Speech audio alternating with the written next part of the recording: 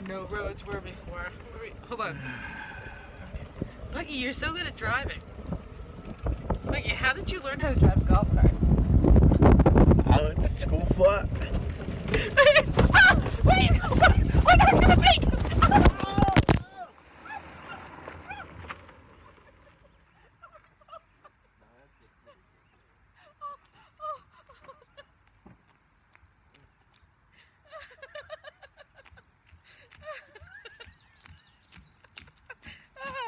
Wait a second, hold on.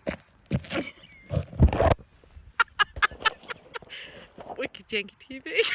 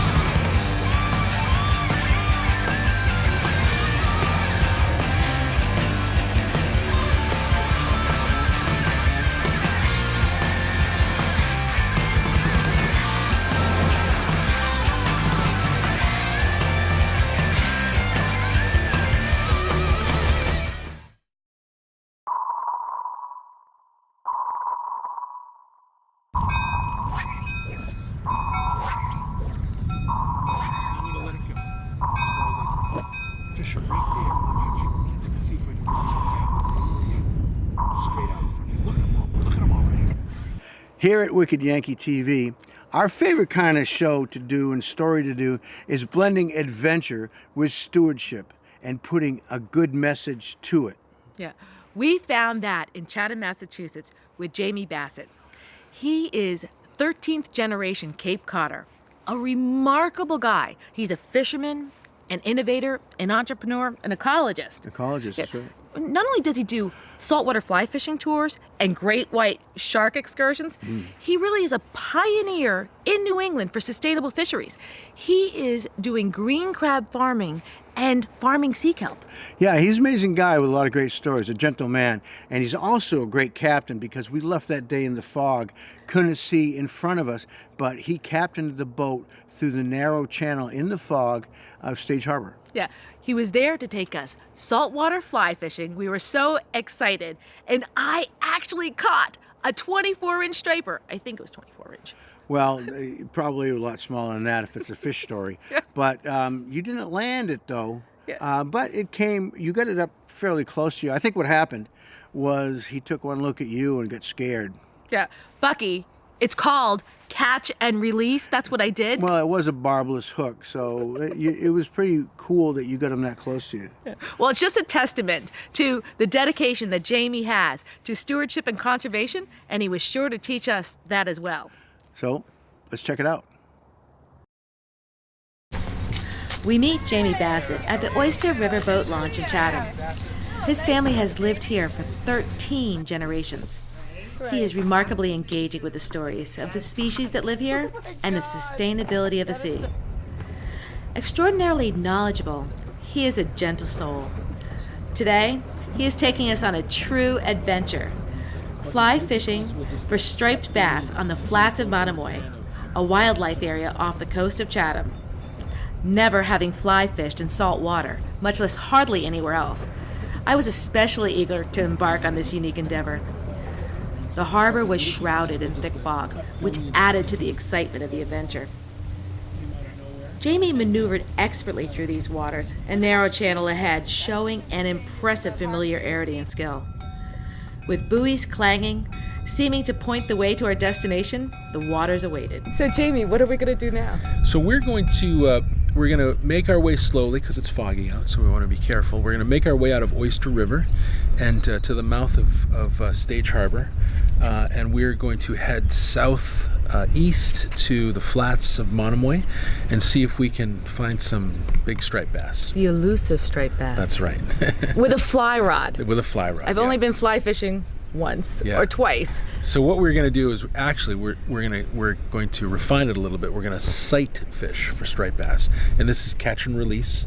Can you explain what sight fishing is? Sure. Yeah. So in contrast to perhaps going fishing on the open water, in the rips, where you may drag some lead with a hook on the bottom, sight fishing is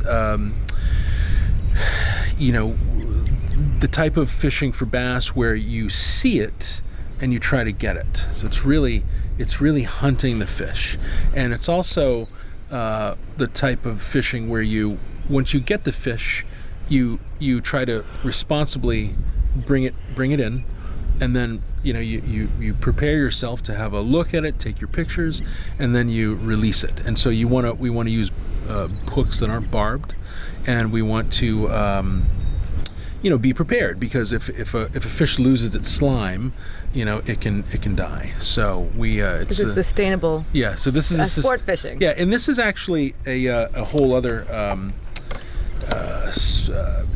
area of sustainability. Striped bass. There's an organization called Stripers Forever, and they are working toward having striped bass be considered a game fish, because they believe that this big striped bass could be caught many times over many generations of striped bass fishermen, rather than catch it once and eat it and it's out of play forever. So when I first met the man who runs Stripers Forever, and he told me about his organization, coming from a commercial fishing background, I was horrified. I was horrified that I might not be able to commercially fish for bass anymore, because it has a high price. It's about $5 a pound right now. So, but the more I thought about it, the more I thought that ultimately they're absolutely right. And I would never stop a commercial fisherman from going commercially fishing for striped bass. But for me personally, I came to the realization that I wanted to switch to catch and release, and maybe once or twice a year take one for the table, to eat. But most of my fishing is sight fishing, where we see it. I point it out to you. I tell you that it's coming in at 1 o'clock and about 30 feet out, and you try to use your casting skills to get it, and then we might miss it, which is okay, and then we try for another one. So the idea is to try to get to a place where there are numerous bass, so there's a good opportunity to at least get one or two, and it's a lot of fun. And this type of fishing is very conservation oriented. Well, what we're seeing is it's a sense of stewardship to preserve the environment and the species for many generations. So what you're doing is really commendable. Thank you. Forward, let out some more. Flick forward, letting out line. I think I just... Yeah, don't think it. Okay. Just kind of flick forward, let out line. Flick back, flick forward, let out line. Yeah, keep it going. Bucky wants to get into this action too, right, Bucky?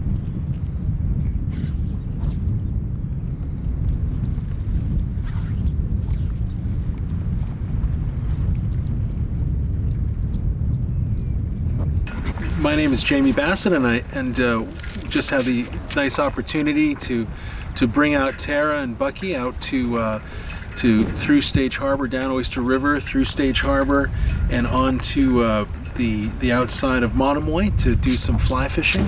And I think we had a great time. It was we spent maybe about four hours out there, and Tara caught her first striped bass on the fly, which is always a great experience. And we were out there thinking how it was a really nice experience, and out there in nature.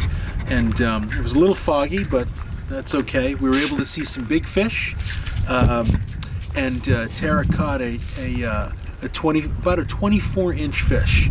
And that was an incredible experience. She brought it in really professionally, really nicely, and right at the last minute, right when we got right to the leader, the fish spit up the hook and just swam away. But that's okay. We're gonna be back to catch some more. Thanks for coming on this adventure. Je voudrais aussi remercier les gens à Québec et à Montréal. Et j'espère que tout le monde voit le show Wicked Yankee. And in English, I hope that people in Massachusetts, Maine, and New Hampshire, Rhode Island, Vermont, Connecticut, New York tune in to Wicked Yankee. This is going to be a great show that touches people's lives, and it's done by real people, and it's going to be really great. So everybody has a story. There are a lot of great little stories in all of our communities, and so I wish you the best.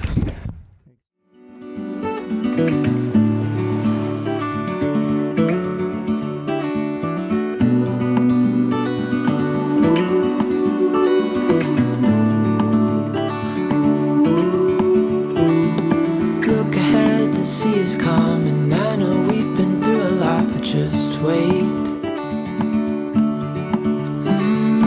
Wait for better days to come and carry us like wind in our sails.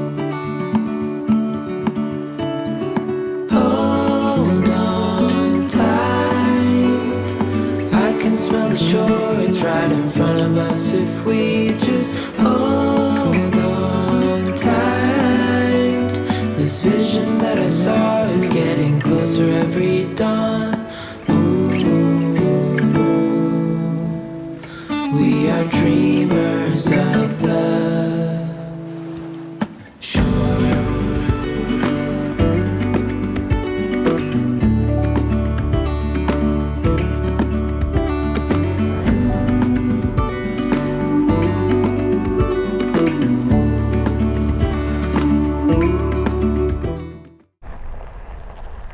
Hi, we're here in Chatham, Massachusetts with Mike Ryder, who not only is he an assistant harbor master, he is a wharfinger. Correct. Hi, nice to see you. Nice to meet you. Yeah. Thank you. So what is a wharfinger? A wharfinger goes back to, I'm not sure if it's colonial times even, but it's the keeper of a wharf. It is somebody who watches over the boats, collects the fees, the taxes, whatever they may be. But that's the main thing is they look over the wharf for a pier. So. Okay, I've never heard that term before. You won't see many in the United States using that term. Uniquely New England. Exactly. Oh, that's wonderful. How have you seen the fishing industry change? It's changed quite a bit. It's gotten harder. The species have changed. Before, like when I first started in the 80s, it was all codfish. It was all haddock, things like that. And now it's all dogfish and skates and hardly any codfish. Well, with the dogfish and skates, we don't see those in the typical supermarket, or you don't see families ordering them a lot. Where are they going? Unfortunately, a lot of it is shipped overseas to Europe. The dogfish, a lot of them end up in Great Britain, and a lot of the skates end up in France. Really? We do see some here in this country, and we're making inroads and trying to make it a more popular choice. I've eaten both; they're both very good. But yes, it's something you don't see a lot of in the United States yet. People doing it, but they'll be back. It's like I said, it's cyclical. The ebb and flow. Ebb and flow, correct. Yeah, and we were really appreciating the time that you were able to take with us to talk about the fishing industry. We love coming to Chatham, and I think people should stop by and see the Chatham Fish Pier, explore all of this area, and maybe sometimes there's licenses that they can get for shell fishing if they come here for vacation. Most certainly. And learn about that and enjoy what you guys have to offer. Chatham and Cape Cod have a lot to offer. There's no doubt about that. Oh, that's great. Thank you so much. Thank you for having me. Early morning stillness envelops Chatham Harbor as the fishermen have left their foggy moorings before daybreak for the Atlantic Ocean. But by mid-morning, the Massachusetts harbor explodes in a flurry of activity. The raucous calls of the diving seagulls alert all that it's mealtime. The fishermen start to pull in to the waiting crowds, eager to see their catch, as are the seals who have an insatiable appetite for the fish. These Chatham Harbor seals often delight the people watching from the balconies above as they frolic and play to the audience and fishermen alike, hoping for an easy meal. Although entertaining, There's little love lost for these seals by the fishermen. Their population in recent years has exploded, not only making them major competitors for the same food source, they have now attracted the great white sharks, who have made these waters potentially dangerous for swimmers and surfers alike. Here, young fishermen haul in their catch of skate. They're proud of their work. They have found a way to adapt and change with the circumstances and respect the nature of the ocean. They work with what is bountiful and protect the species that aren't. The easternmost fishing harbor is lucky. It's all a matter of geography here, as they are fortunately situated at the elbow of Cape Cod, jutting out 35 miles deep into the Atlantic. The bottom is sandy here, free of the rocky terrain that inhibits their more northern neighbors from trawling. The Gulf Stream brings nutrient-rich, warmer waters, and though the cod industry has plummeted, the so-called trash species have thrived, such as spiny dogfish and skate, who are exported in huge demand to other countries. Skate often going to France, and the dogfish to the UK for fish and chips. Commercial fishing is not easy. Just like farming, it's often generational. This little East Coast harbor is prolific with all types of fishermen, commercial and recreational alike. This little town of Chatham and its hardworking people is a remarkable success story. It's been an incredible year at Wicked Yankee TV. From being invited to the International Children's Games at Lake Placid to covering Red Bull's crashed ice at Fenway Park. Absolutely remarkable. They were crazy, but a lot of fun. It seems we've been everywhere across the Northeast this season, and every place in between besides. We've been everywhere. Yeah. So much travel, but we have also experienced the most extreme weather. Remember 15 below with whipping winds at Crawford Notch in New Hampshire to 105 degrees, sweltering at the New York State Fair. We were dying. That was not fun. But don't forget the 8 feet of snow we had to get through to cover a story for the AMC up in northern New Hampshire. Why didn't you drone that? You can't put a drone up in 15 degree below weather. Okay. That number one. Number two, the wind was whipping 35 miles an hour, so it would have gone backwards. That would not be good. But I must tell you, your drone footage is absolutely amazing. I am so impressed that you became an FAA certified drone pilot so quickly. We actually are provided the greatest footage for our shows. Well, first of all, it helps when you're an FAA private pilot, number one, for your mindset. But number two, don't forget that drone footage came from a lot of experience. This is our second one. As you remember, I crashed the first one to pieces. I forgot about that. But it's worth it. The drone footage is great. Yeah. What was your favorite part? Bar none, my favorite drone footage was a Bonnie Bray deer farm in Plymouth, New Hampshire. I felt like a little kid again, watching Mutual of Omaha's Wild Kingdom. It was amazing. How about you? Well, I think it's two things. I remember the visually stunning footage that we took on a beautiful sunset day in Quechee, Vermont, when the drone flying over the hot air balloons. That was great. But I think my favorite was when we were asked by Lake Placid to come up and drone their new bobsled course, and I put some Russian music to it. That is right. What you guys might not know is Bucky is responsible for all the music for the show.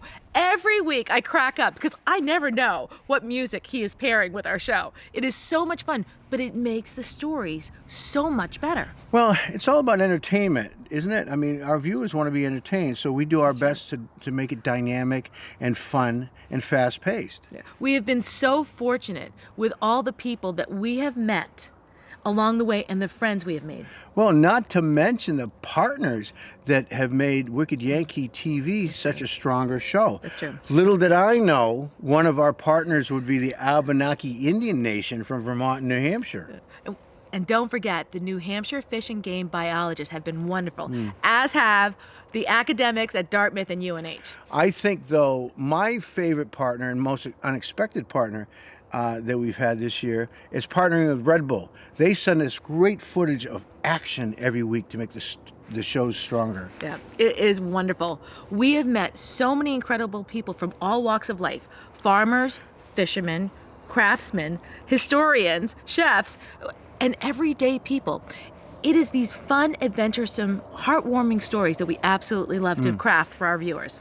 I think my favorite heartwarming story is when I not only got my first teddy bear ever, That's true. but also I made it from scratch. Wee Willie Wendell. He's my new favorite, not my favorite buddy. That's Molly, but Your favorite teddy bear my favorite ever. Ever. Yeah. Well, we have been so fortunate to be able to bring great stories this year, and we're looking forward to the next year. Our show has really exploded. We have grown so much in popularity. We've come so far so fast, and we can't wait to see what adventures we're going to have next and the stories that we're going to craft. So if you have some great story ideas at home, just write into us. So with that, let's take a look at just some of the stories we've made this year.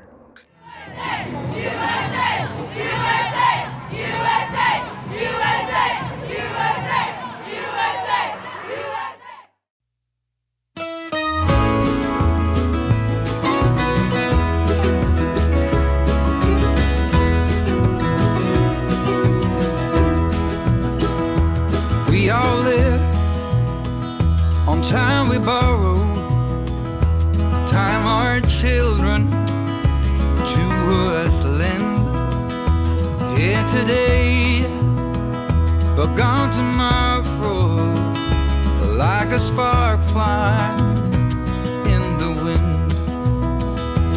We all look up to our fathers, all our lives if all is right, and we all need our mothers when the day is dark as night, and the drums of war are getting louder, a sound you never heard before.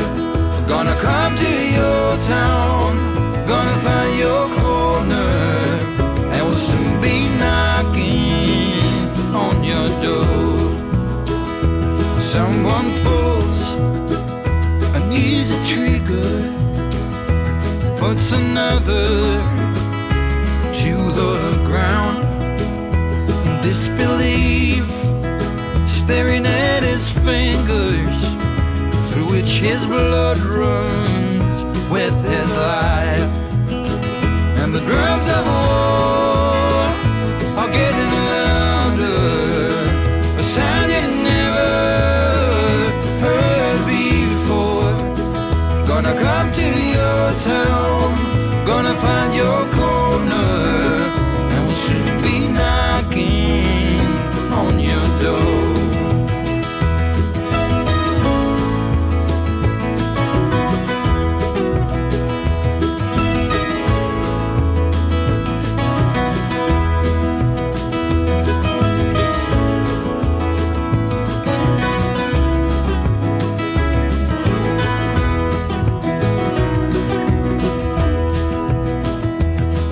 Are there right in front of us, for so long buried in the snow.